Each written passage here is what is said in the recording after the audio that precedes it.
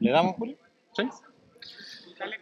Bueno, buenas tardes, bienvenidos de vuelta.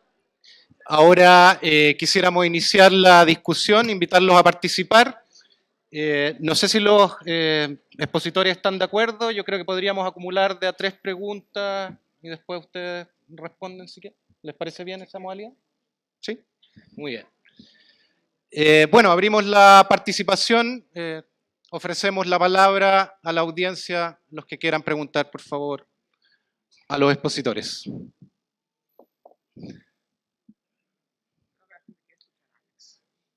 Jorge Ortega. Jorge. Bien, buenas tardes. Nuevamente mi nombre es Jorge Ortega. La pregunta en realidad es para los tres, y porque los tres de alguna manera mencionaron de una u otra forma el tema de impacto, necesidad, digamos, de la señora Trivelli mencionaba varios mecanismos a través de los cuales los programas de transferencia impactaban el desarrollo territorial. El señor Abramo ahí también mencionaba, digamos, la necesidad de evaluar impactos territoriales de infraestructura, etcétera, y otros tipos de intervenciones, ¿cierto?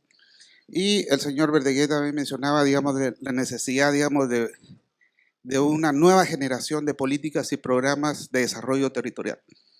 Entonces la pregunta es, en términos metodológicos de investigación, de mostrar evidencia de qué funciona y qué no funciona, ¿cuáles a su juicio consideran ustedes son los principales desafíos, digamos, que el enfoque debería de considerar para realmente dar respuesta de políticas y programas? Esa es la primera pregunta.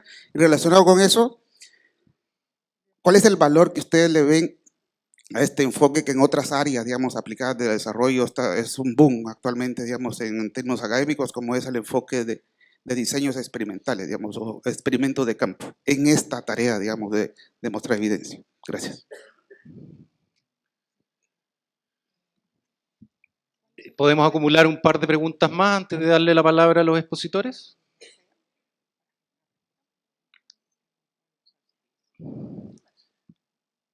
Aquí, Eduardo.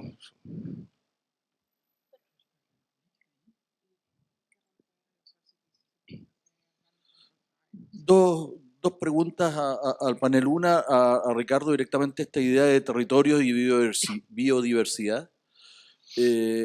Pareciera que es un espacio un poco acotado de desarrollo, en tanto biodiversidad no es un eje común a todos los territorios en nuestro país. Entonces la pregunta es, ¿qué pasa en aquellos territorios donde la biodiversidad no es muy rica y sí hay una alta concentración de agricultores, pobres rurales y qué sé yo? Entonces una reflexión respecto a eso.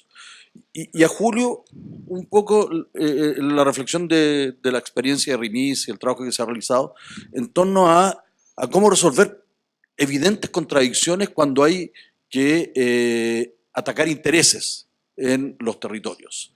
Porque pareciera que todo es una cuna de paz y de acuerdos, y en realidad lo que nos encontramos cada vez que queremos transformar estructuras que generan injusticia, contradicciones que son complejas, y en algunos casos inmovilizan o retardan los cambios. ¿Cuál es la reflexión que hacemos respecto a eso nosotros?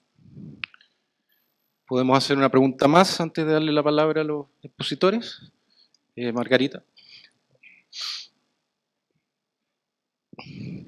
Bueno, yo no estoy muy segura de si mi pregunta va por la definición del territorio como una construcción social y económica, ¿no? Pero el tema, cuando estamos hablando de cómo construir algo y que no es un técnico que lo define en términos técnicos, ¿cómo se maneja el tema del ecosistema dentro de la visión de territorio? Damos la palabra a nuestros expositores.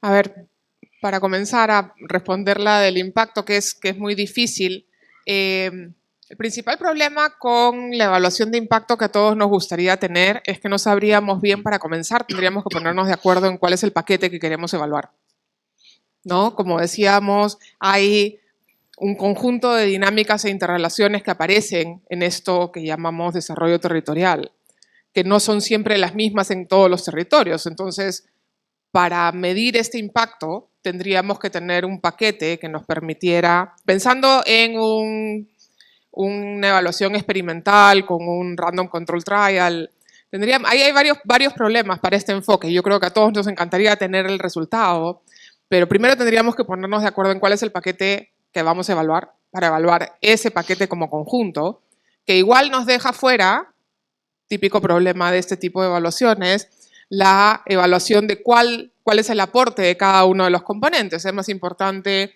la infraestructura o la transparencia en la gestión pública en el territorio o cómo dimensionar el territorio sobre el cual queremos hacer la evaluación?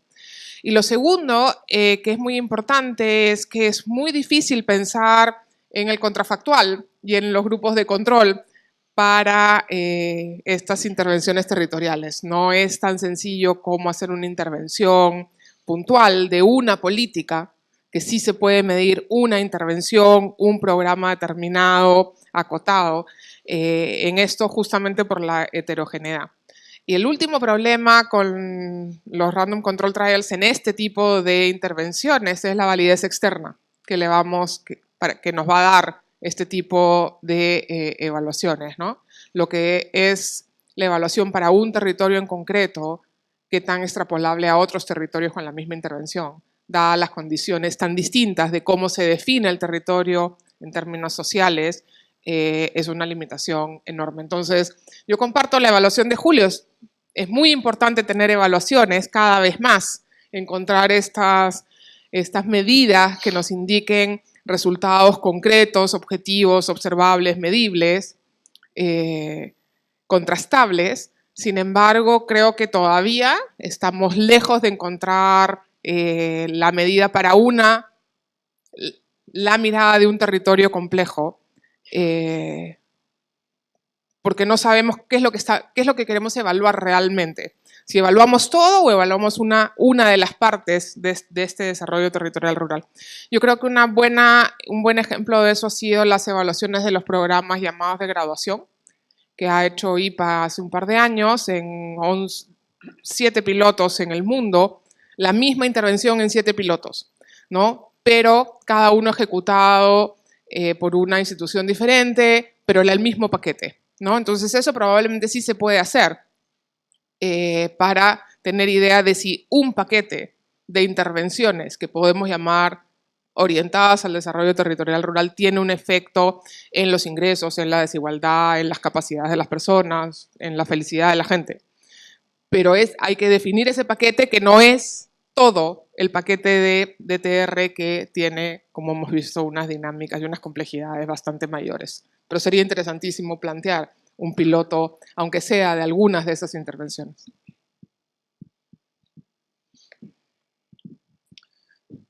Jorge, sobre el rol de las tecnologías de comunicación e información.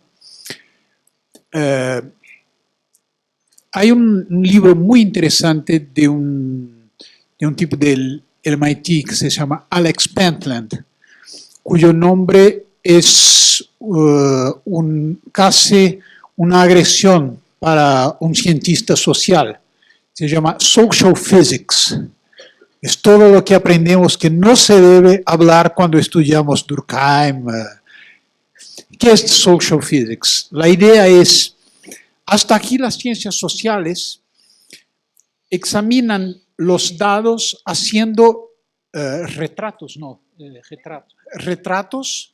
y después hacen deducciones sobre la evolución de los retratos, por ejemplo, en las encuestas por hogares o en los censos, etc. Pero ahora, con las tecnologías digitales, o entonces, como lo hacen los etnólogos, podemos acompañar grupos, pero grupos pequeños, en sus comportamientos reales, como sea, eso se inició con la etnología en sociedades tradicionales y se hace con consumidores en Nueva York, pero siempre con grupos pequeños. Ahora, con las tecnologías digitales, existe la posibilidad de hacer las dos cosas, es decir, un acompañamiento cotidiano de los comportamientos de las personas, pero de manera absolutamente masiva. Esto suena muy tecnocrático, lo sé, pero cuando tú lees toda la fundamentación de Alex Pentland, es muy interesante y él tiene una propuesta que es Data-Driven Cities. Es decir, planeamiento basado en datos. Claro que esto supone un contrato donde la gente no tenga su privacidad invadida, etcétera, etcétera, pero donde al mismo tiempo uno pueda utilizar estas tecnologías para mejorar justamente las políticas. Nuestras políticas son sistemáticamente políticas pre-era digital. Es verdad que hay todo un problema serísimo de privacidad con el uso de datos producidos personalmente, pero al mismo tiempo hay un potencial impresionante que tiene que ser utilizado. Eduardo, yo me pregunto si hay territorios donde no hay biodiversidad importante. En São Paulo hay en la ciudad de São Paulo hay una biodiversidad importante. No es posible que haya gente donde no hay alguna biodiversidad y una biodiversidad importante. El trabajo de Edward Wilson y el último congreso de la IUCN que se le realizó la semana pasada es un esfuerzo justamente de que la reflexión sobre crecimiento económico, prosperidad, bienestar, etcétera, se haga a partir de la idea llave que la humanidad no podrá prosperar si no es si mantenemos el grado de destrucción actual, es si no somos capaces de lograr sistemas de regeneración de lo que destruimos. Y la posición de IUCN es que esto abre una oportunidad de generación de riqueza, de ingreso, de inclusión, que para la cual no estamos suficientemente atentos. En mi opinión, y por esto estoy muy contento de estar aquí, porque estaba un poco alejado del tema territorio, cuando recibí esta invitación, me volví a los textos de nuestra investigación del pasado, etc., me di cuenta, lo que es obvio, que si esto que propone Edward Wilson, IUCN, etc., tiene que ocurrir, las coaliciones territoriales, los territorios como construcciones socioambientales, no solo sociales, o sea, porque no hay social, socioambiental es siempre una palabra sola, no hay trazo de unión, es una palabra, socioambiental, no hay social, porque no hay cómo nuestra reproducción social, no podemos pensar, y en esto yo creo que estoy en la más ortodoxa tradición de Marx. No podemos pensar la sociedad si no pensamos en su relación con la naturaleza. Esto es fundamental en la era del antropoceno, me parece. Bueno, es esto, contesté Margarida.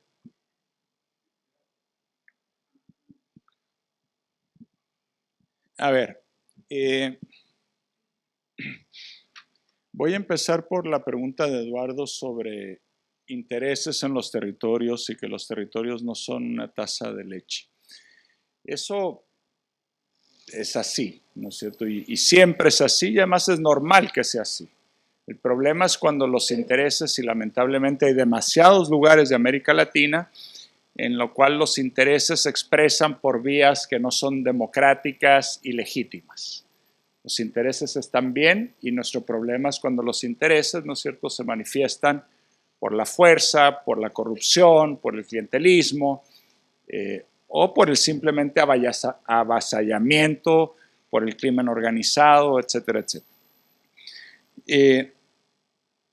Nosotros hemos planteado que el punto clave de aquellos territorios que han tenido éxito, éxito entre comillas, en sus dinámicas de desarrollo, el punto clave es que en esos territorios han sido capaces de construir lo que en algún momento llamamos coaliciones sociales transformadoras. O sea, la solución al tema de los intereses, déjame llamarlos ilegítimos, que entiendo es a lo que tú te estás refiriendo, es que las sociedades se organicen, se empoderen y tengan más peso en conducir lo que pasa en sus lugares. Y si ustedes se acuerdan, una de las láminas, una de las cosas que yo decía donde no estamos haciéndolo bien, es que en eso los programas de desarrollo territorial están subinvirtiendo por completo. Con Gustavo Gordillo y otros colegas estamos trabajando en México en un programa del tipo que hablaba Carolina, de vincular la política social con la política productiva, y les podríamos contar horas de historias de la resistencia de las burocracias estatales, ¿no es cierto?, a transferir los recursos directamente a las organizaciones locales para que ellas las puedan administrar. Y tiene que ver con eso, o sea, cómo generamos programas de desarrollo territorial que contengan medidas, mecanismos, decisiones de quién controla el presupuesto, quién toma las decisiones, que básicamente transfieran mucho poder a los actores en los territorios. Yo no se me ocurre ninguna otra forma fuera del desarrollo general de la democracia en nuestros países, por supuesto, eso finalmente termina siendo lo decisivo. Y creo que esto me lleva, además, conecta con la segunda o la primera pregunta de Jorge sobre cómo rescatar esta idea de impacto, qué hay que hacer para enfatizar mucho más el tema de la necesidad de impactos y de tener impactos. Hay una cosa que a mí me preocupa, Jorge, en esto, y es que los impactos definidos por quién. El desarrollo territorial, por definición, plantea que esto tiene que ser una construcción muy de abajo hacia arriba, que cada territorio es diferente, que aunque tú quisieras y tengas las mejores intenciones, es imposible hacer desarrollo territorial centralizadamente desde la capital y que la única forma de hacerlo es diseñando, construyendo y conduciendo desde abajo. Y entonces hay un tema que tiene implicancias para la evaluación, y es decir, cómo equilibramos las definiciones nacionales de política que dicen, bueno, el objetivo de esta política es A, B o C, con las decisiones locales de cuáles son los impactos que la población local tiene algún motivo para querer valorar. Siempre se ha supuesto que si la política pública dice que el impacto es, no sé, subir la productividad de la leche, me da lo mismo, que las poblaciones locales tienen que estar de acuerdo con que ese es el impacto deseable, porque los programas siempre eran desde arriba hacia abajo, centralizados, etc.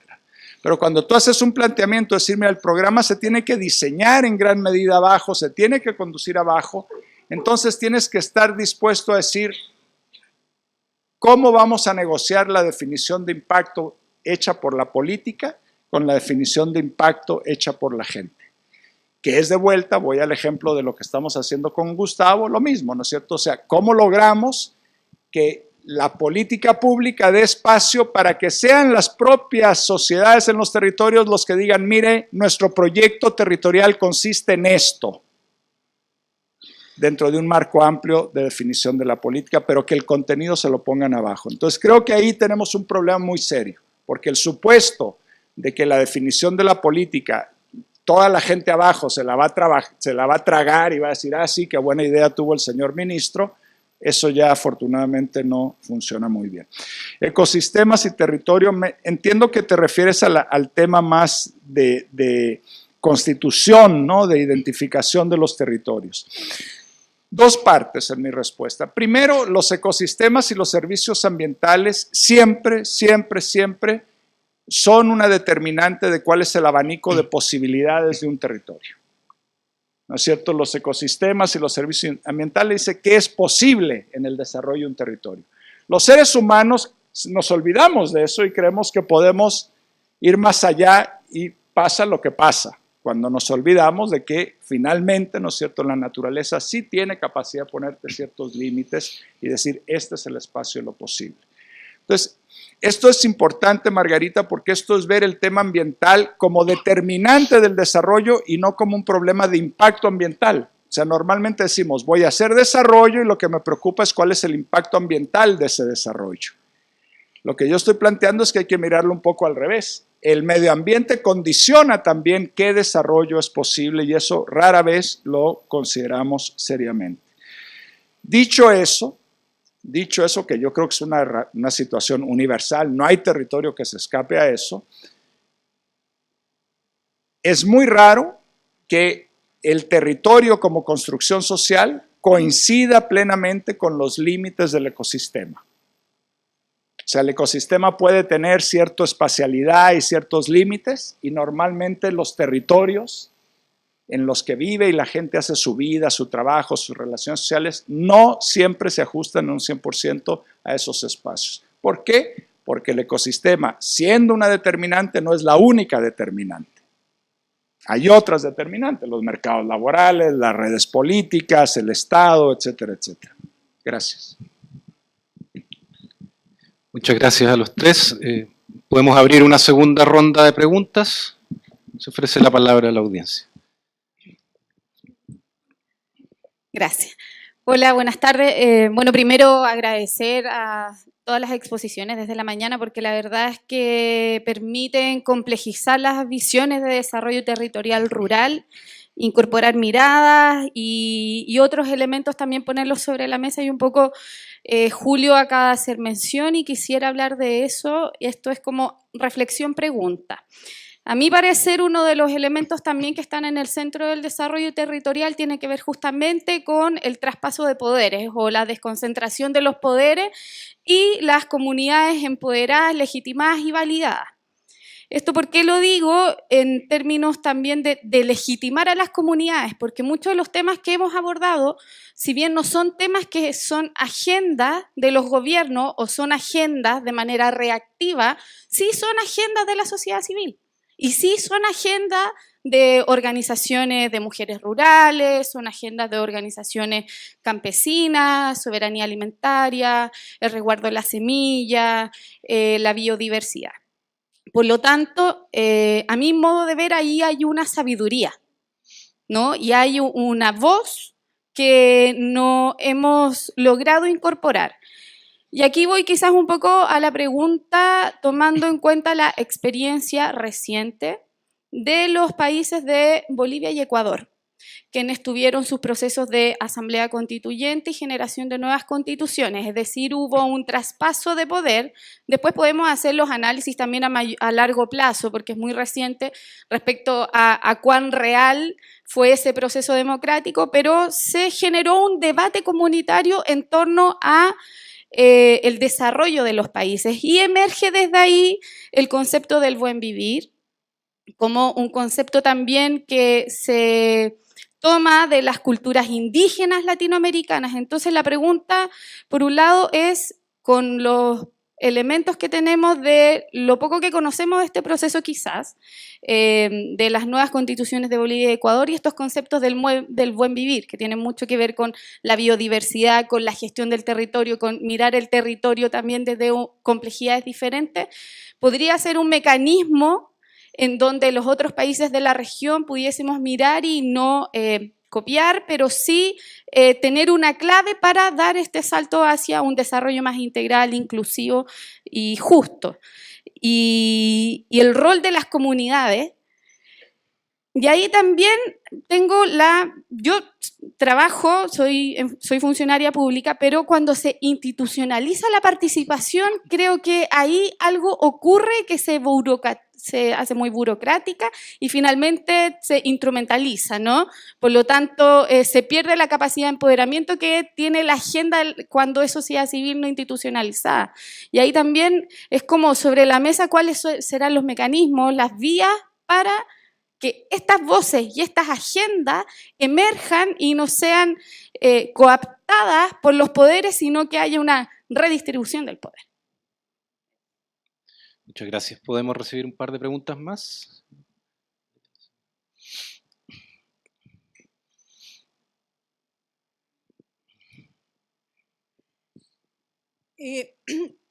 Yo quería recordarme que dando vueltas en lo que dijo Ricardo respecto a que habría que estudiar los territorios con nuevas desigualdades.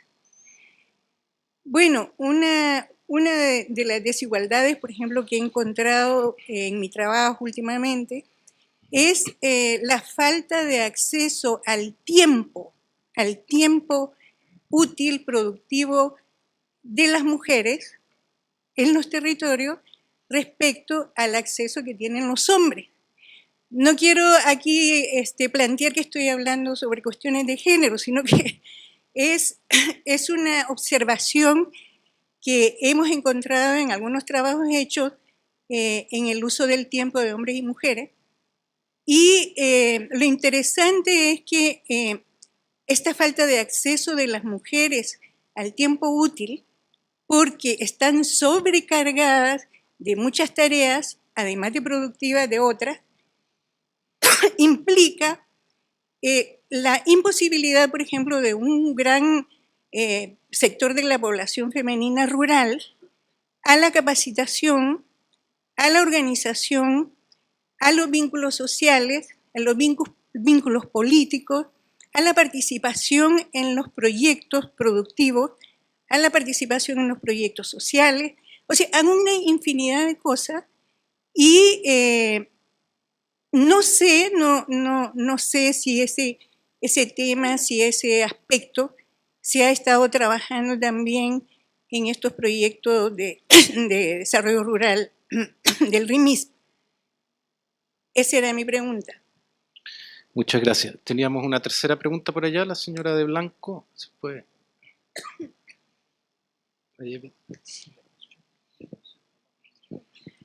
Hola, nosotros vamos a hacer una pregunta colectiva.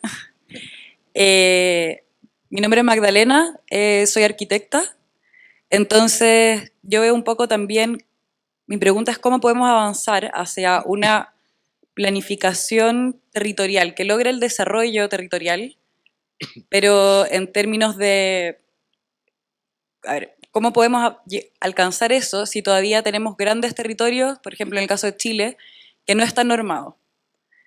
Tenemos una clara planificación, instrumentos de planificación que afectan dentro de los límites urbanos, pero tenemos grandes territorios que se manejan bastante desde, no sé, lógicas desde el mercado o iniciativas que vienen desde el nivel central. Entonces las mismas municipalidades o regiones no tienen poder de acción o poder de decisión sobre qué es lo que ocurre con esos territorios, lo cual tiene mucha relación con lo que decía Ricardo sobre el tema de la protección de los ecosistemas, por ejemplo, o cómo podemos lograr un desarrollo productivo que sea sustentable si desde las mismas municipalidades o actores locales no existe un poder de decisión sobre el destino de estos territorios. No sé si es muy amplia la pregunta, pero quería como dejarla. Muchas gracias. Le damos... Mira, yo quisiera acotar el tema, es que los planes reguladores comunales actúan en la comuna, actúan en lo urbano. En lo rural no tenemos un plan regulador que organice, que determine, que defina qué actividades se pueden o no se pueden hacer. Entonces, lo rural, que es hoy día territorio de los planes reguladores metropolitanos, que los hace el gobierno regional, que está lejos de lo que pasa en las comunas, inconsulta a las comunas, es decir, existiendo los planes, o sea, existiendo el instrumento regulador comunal, ¿por qué no se logra avanzar a la regulación de las zonas rurales en el poder local? Esa es la pregunta. Muchas gracias. Damos la palabra a nuestros tres panelistas. Yo me voy a referir a dos de las preguntas. La última, o sea, más bien lo sorprendente sería si tuvieran alguna, o sea, lo que a mí me llamaría la atención es si esos planes tuvieran alguna efectividad. Porque con un Estado tan hipercentralizado como el chileno, salvo los planes de ordenamiento de las ciudades, ¿no es cierto?, que sí regulan qué tipo de habitaciones, etcétera, se pueden hacer, pero todos los demás planes son una pérdida de tiempo y de dinero.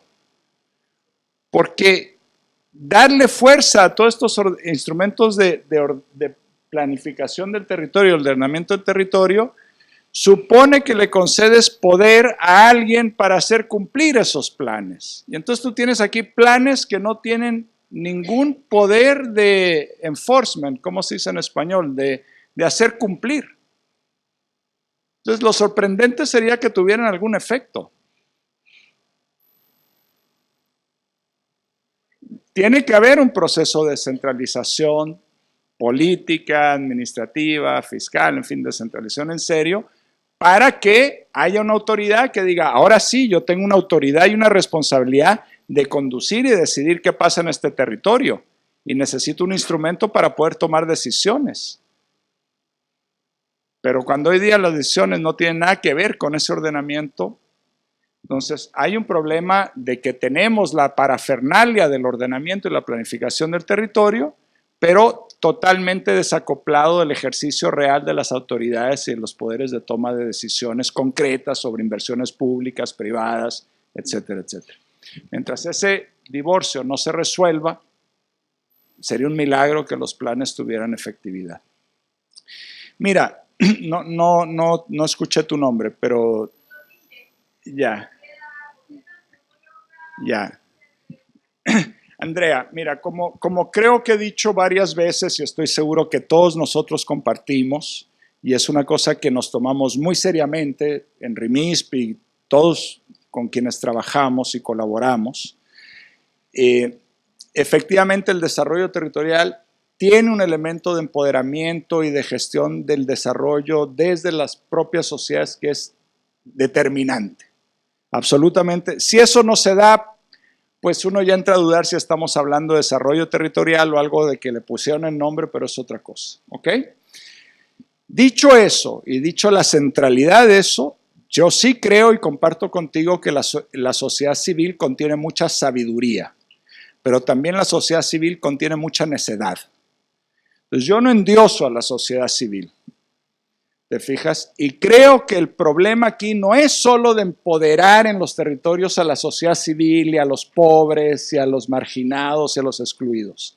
Por supuesto que hay que empoderar a estos sectores, pero yo creo que digamos, si nosotros no logramos una relación de conflicto, no es una taza de leche, ni quiere sentarse a tomar tecito, ¿te fijas? Pero si nosotros no logramos una solución entre una sociedad civil más empoderada, los agentes de las políticas públicas y los agentes del mercado, la inmensa mayoría de los territorios de América Latina no tienen destino. Entonces, sí, hay que empoderar a la sociedad civil, pero no es solo la sociedad civil. Y tenemos muchos ejemplos que hemos estudiado de territorios con sociedades civiles muy fuertes, muy fuertes. ¿Cómo se llamaba este cantón en Ecuador? Donde fuimos con Manuel. En fin, es un cantón donde se eligió el primer gobierno, donde por primera vez ganó el gobierno municipal un partido indígena, Pachacutic, ¿no es cierto? Y era la utopía, o sea, era un nivel de participación, de organización social, realmente, bueno, hiperestudiado, se me va el nombre ahora, realmente muy simbólico de este empoderamiento de la sociedad de verdad, y ellos controlando su destino. Bueno, a los 10 o 12 años, esto se fue al hoyo porque nunca pudieron lograr los problemas de su desarrollo económico. Y me acuerdo perfectamente la frase del prefecto Mariano Cacama, algo así, que decía, mira, vamos a perder la próxima elección porque si bien cambiamos las relaciones sociales, no afectamos el bolsillo de nuestros vecinos. Entonces, sí, empoderar a la sociedad, sí, dar poder, pero los actores de la política pública son claves y los actores del mercado son claves. Voy a colarme aquí para seguir sobre la historia de Julio. Quispicanchi, el territorio del que les hablaba, es un territorio dominado, todos los alcaldes en las últimas 3 elecciones por lo menos, en su mayoría vienen de origen rural y son de origen indígena. Y esto no es porque han recibido una dotación de poder particular, es por la precariedad del sistema que permite que alguien con 17% se convierta en alcalde, ¿no? Hay tal atomización que el más grande de todos los chiquitos es el que gana y ha logrado armar una política indígena en un territorio debido a la fragilidad del territorio, de la institucionalidad política del territorio. Eso ha permitido visibilizar una agenda rural, indígena, muy interesante para el territorio, pero que está asociado a una debilidad muy grande en el territorio. Entonces hay que ir balanceando cuáles son los mecanismos que te permiten mirar estos resultados. Distribuir poder, por supuesto, pero también distribuir capacidades, ¿no? Y esas capacidades suenan muy bien en el discurso y en todos los planes y es muy difícil hacerlo, ¿no? Ahí yo creo que tenemos todavía una tarea enorme. Y una cosa muy importante desde mi punto de vista es que si uno decide que va a empoderar y entregar poder, hay que de verdad entregarlo, ¿no? Entregarlo. Hay que entregar los recursos en la mano de la organización que los va a ejecutar y si deciden cosas que a uno no le gustan, bueno, lástima.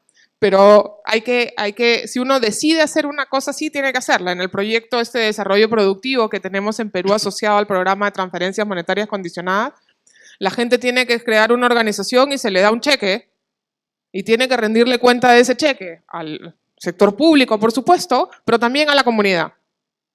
Pero si eligen cosas que no son las que el técnico del ministerio tal o que el alcalde quería, no hay nada que hacer. Y a veces eligen cosas fantásticas y a veces no. Y creo que parte de la mirada del impacto tiene que ser aprender a mirar esos procesos de cómo se deciden, pero si uno entrega, entrega, ¿no? Y ahí hay que seguir. Finalmente el tema de planificación, ahí entramos en una de las fallas de coordinación que mencionaba Julio, entre además los distintos niveles. Todos los conflictos mineros en territorios rurales vienen de una discrepancia en asignación de uso, de acceso a los recursos, de beneficios de esos recursos entre distintos niveles de gobierno y entre distintas porciones de los habitantes y las organizaciones de un territorio. Mientras no resolvamos cómo hacemos eso, vamos a seguir teniendo conflictos socioambientales en todas y cada una de las grandes explotaciones mineras. Como estamos en un seminario en homenaje a Shechtman y a él le agrada la especulación metafísica, voy a hacer una pequeña especulación metafísica sobre bien vivir. Bien vivir es una categoría ética. La ética es la disciplina que nos dice cómo debemos vivir.